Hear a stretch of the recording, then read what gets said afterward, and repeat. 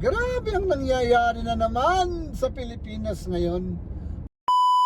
Para bang hindi ba sapat yung krisis na idinulot ng digmaan dyan sa Middle East? Ano? Ay nako. Yung news ay puros kaguluhan sa politika, no?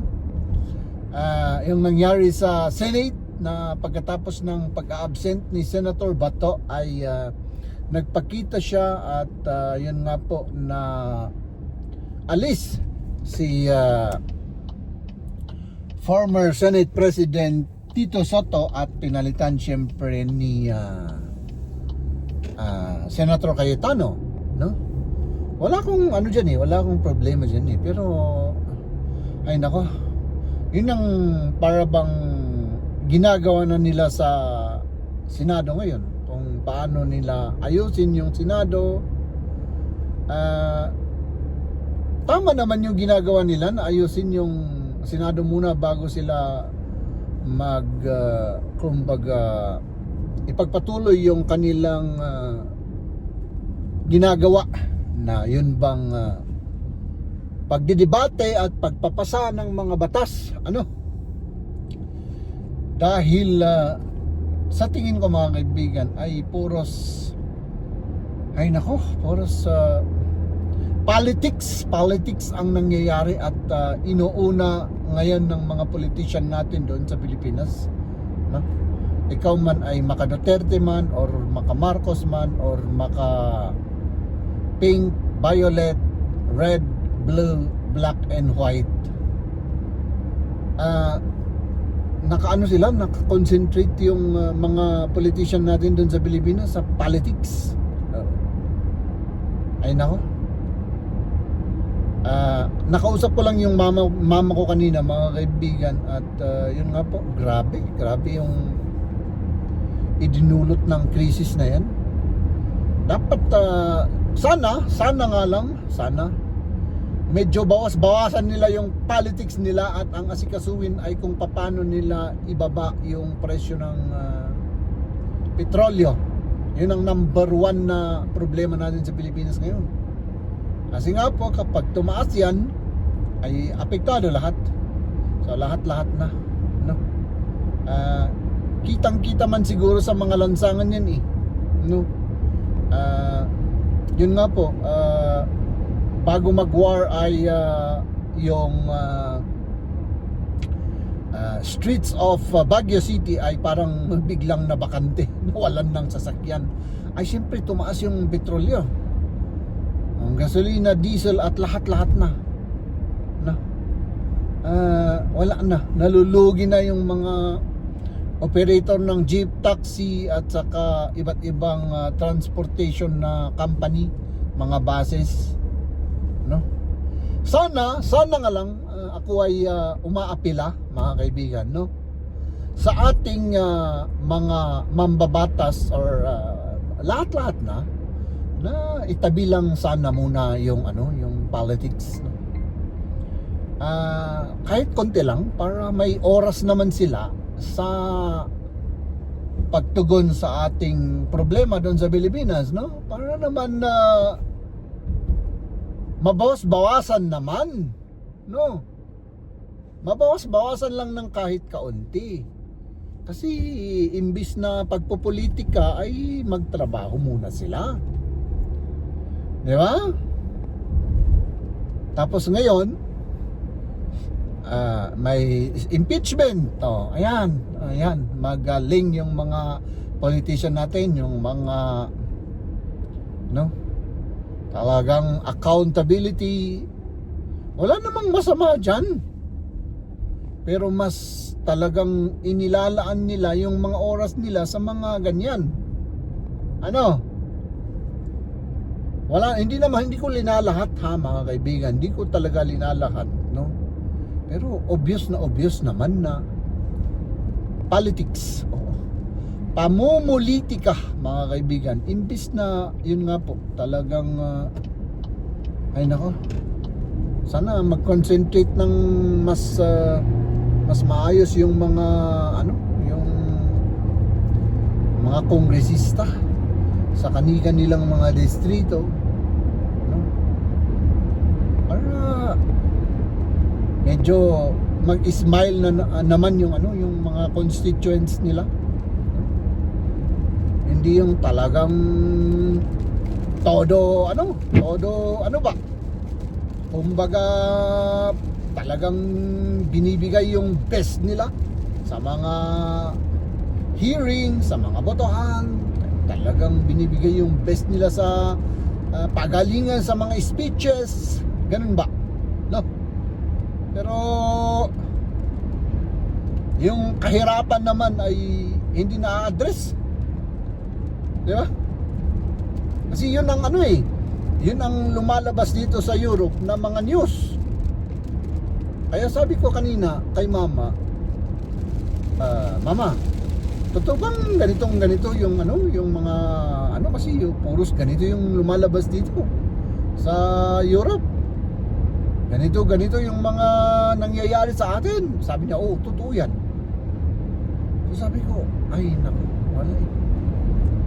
Walang mangyayari sa ating minamahal na Pilipinas kung ganyan. Wala. Nothing. Oros pansarili ba? Pansariling kapakanan ang karamihan. Kasi kahit na wala man akong pinag-aralan at wala man akong yaman o wala man akong doctorate degree, ay naiintindihan naman nakitang-kita naman yung nila, yung mga galawan ba nila, no? Sa politics. Ay nako. Tapos ewan ko, basta siguro hindi ko alam kung mababago yan yung sistema natin sa politika sa Pilipinas, no? Diba? Ewan ko ba, no? Protesta doon, rally doon, protesta dito. Ay nako. Tapos yung mga iba't ibang sangay ng gobyerno ginagamit sa pamumulitika. At saka isa pa, yung pag-aresto daw kay Senator Bato, hindi ko alam kung trabaho ng yun, ng NBI yun, no? Hindi ko kinakampihan si Senator Bato. Sinasabi ko lang to kasi nagagamit yung NBI, mga kaibigan, eh. Diba? Tapos meron pa akong napanood kasi na interview ni DILG Secretary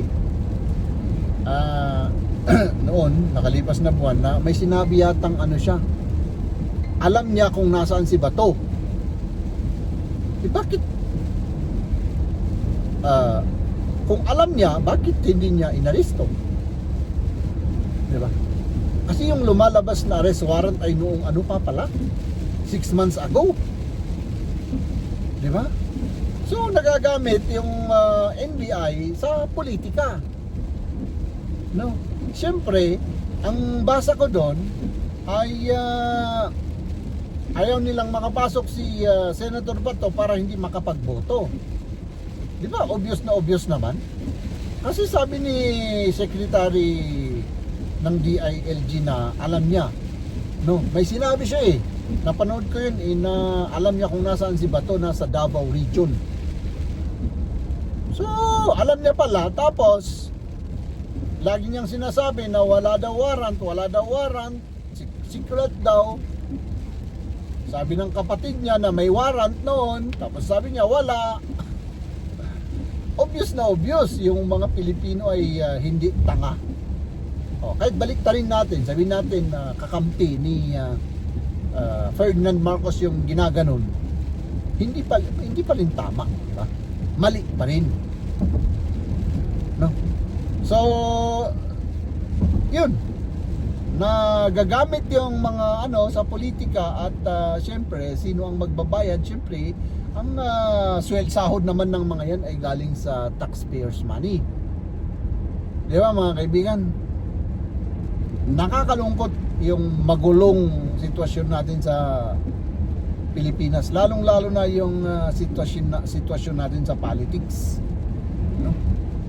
Ewan ko, hindi ko alam kung basta't ako na lang ay manalangin na lang tayo mga kaibigan na no, magtai ang mga politiko na yan, tumay sila ng tumay para matauhan sila at isipin nila yung constituents nila, tayo na mga Pilipino, na bumoto sa kanila at unahin nila. Kasi ngayon ay halos ewan ko kung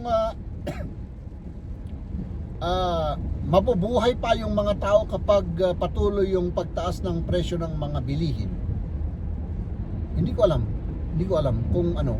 Kasi tinanong ko yung nanay ko, grabe, sabi niya.